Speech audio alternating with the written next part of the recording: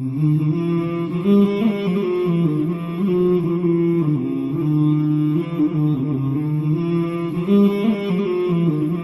علیکم ورحمۃ اللہ وبرکاتہ۔ صحیح البخاری کتاب وحی کا بیان، باب وحی کی ابتدا، حدیث نمبر 3۔ کرتے ہیں عقیل ابن شہاب سے اور عروہ بن زبیر سے، وہ ام المؤمنین عائشہ رضی اللہ تعالیٰ عنہ سے نقل کرتے ہیں کہ انہوں نے بتلایا کہ نبی کریم صلی اللہ علیہ وسلم پر وحی کا ابتدائی دور اچھے سچے پاکیزہ خوابوں سے شروع ہوا۔ آپ صلی اللہ علیہ وسلم خواب میں جو کچھ دیکھتے وہ صبح کی روشنی کی طرح صحیح اور سچا ثابت ہوتا۔ پھر من جانب قدرت آپ صلی اللہ علیہ وسلم تنہائی پسند ہو گئی اور آپ صلی اللہ علیہ وسلم نے غار حرا میں خلوت نشینی اختیار فرمائی اور کئی دن اور رات وہاں مسلسل عبادت اور یاد الہی و ذکر و فکر میں مشغول رہتے۔ جب تک گھر آنے کو دل نہ چاہتا توشہ ہمراہ لیے ہوئے وہاں رہتے۔ توشہ ختم ہونے پر ہی اہلیہ محترمہ ختیجہ رضی اللہ تعالیٰ عنہا کے پاس تشریف لاتے اور کچھ توشہ ہمراہ لے کر پھر وہاں جا کر خلوت گزینی ہو جاتے۔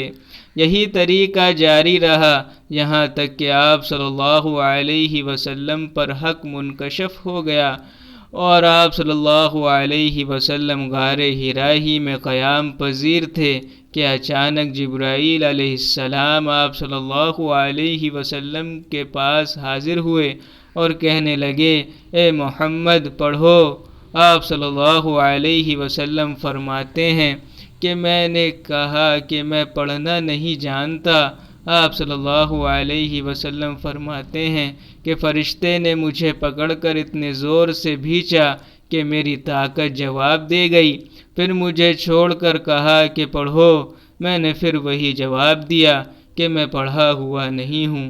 اس فرشتے نے مجھ کو نہایت ہی زور سے بھینچا کہ مجھ کو سخت تکلیف محسوس ہوئی، پھر اس نے کہا کہ پڑھو۔ میں نے کہا کہ میں پڑھا ہوا نہیں ہوں۔ فرشتے نے تیسری بار مجھ کو پکڑا اور تیسری مرتبہ پھر مجھ کو بھینچا، پھر مجھے چھوڑ دیا اور کہنے لگا کہ پڑھو، اپنے رب کے نام کی مدد سے جس نے پیدا کیا اور انسان کو خون کی پھٹکی سے بنایا، پڑھو اور آپ کا رب بہت ہی مہربانیاں کرنے والا ہے۔ بس یہی آیتیں آپ صلی اللہ علیہ وسلم جبرائیل علیہ السلام سے سن کر اس حال میں غار حرا سے واپس ہوئے کہ آپ صلی اللہ علیہ وسلم کا دل اس انوکھے واقعے سے کانپ رہا تھا۔ آپ صلی اللہ علیہ وسلم ختیجہ رضی اللہ تعالیٰ عنہا کے ہاں تشریف لائے اور فرمایا کہ مجھے کمبل اڑا دو۔ لوگوں نے آپ صلی اللہ علیہ وسلم کو کمبل اڑا دیا۔ جب آپ صلی اللہ علیہ وسلم کا ڈر جاتا رہا تو آپ صلی اللہ علیہ وسلم نے اپنی زوجہ محترمہ ختیجہ رضی اللہ تعالیٰ عنہا کو تفصیل کے ساتھ یہ واقعہ سنایا اور فرمانے لگے کہ مجھ کو اب اپنی جان کا خوف ہو گیا ہے۔ آپ صلی اللہ علیہ وسلم کی اہلیہ محترمہ ختیجہ رضی اللہ تعالیٰ عنہا نے آپ صلی اللہ علیہ وسلم کی دھارس بندھائی اور کہا کہ آپ کا خیال صحیح نہیں ہے، اللہ کی قسم آپ کو اللہ کبھی رسوا نہیں کرے گا، آپ تو اخلاق فاضلہ کے مالک ہیں، آپ تو کنبہ پرور ہیں،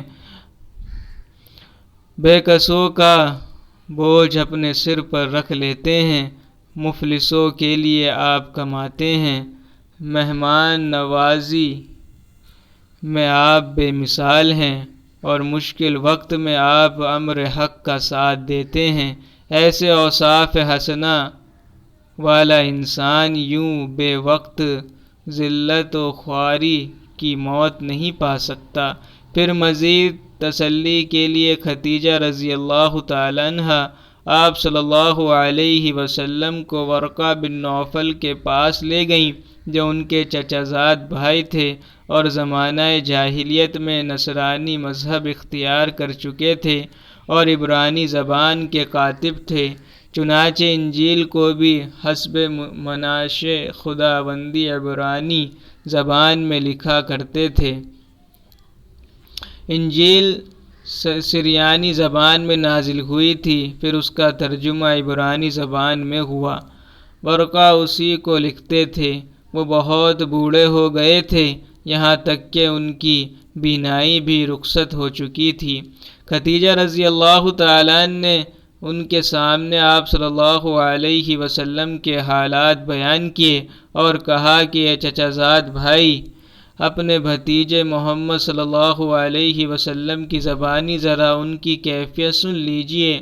وہ بولے کہ بھتیجے، آپ نے جو کچھ دیکھا ہے اس کی تفصیل سناؤ۔ چنانچہ آپ صلی اللہ علیہ وسلم نے از اول تا آخر پورا واقعہ سنایا، جسے سن کر ورقہ بے اختیار ہو کر بول اٹھے کہ یہی تو وہی ناموس معزز رازداں فرشتہ ہے جسے اللہ نے موسیٰ علیہ السلام پر وحی دے کر بھیجا تھا۔ کاش میں آپ کے اس عہد نبوت کے شروع ہونے پر جواں عمر ہوتا، کاش میں اس وقت تک زندہ رہتا جبکہ آپ کی قوم آپ کو اس شہر سے نکال دے گی۔ رسول اللہ صلی اللہ علیہ وسلم نے یہ سن کر تعجب سے پوچھا کہ کیا وہ لوگ مجھ کو نکال دیں گے، حالانکہ میں تو ان میں صادق و امین و مقبول ہوں؟ ورقہ بولا، ہاں یہ سب کچھ سچ ہے، مگر جو شخص بھی آپ کی طرح امر حق لے کر آیا، لوگ اس کے دشمن ہی ہو گئے ہیں۔ اگر مجھے آپ کی نبوت کا وہ زمانہ مل جائے تو میں آپ کی پوری مدد کروں گا۔ مگر ورقہ کچھ دنوں کے بعد انتقال کر گئے، پھر کچھ عرصے تک وحی کی ابتدا موقوف رہی۔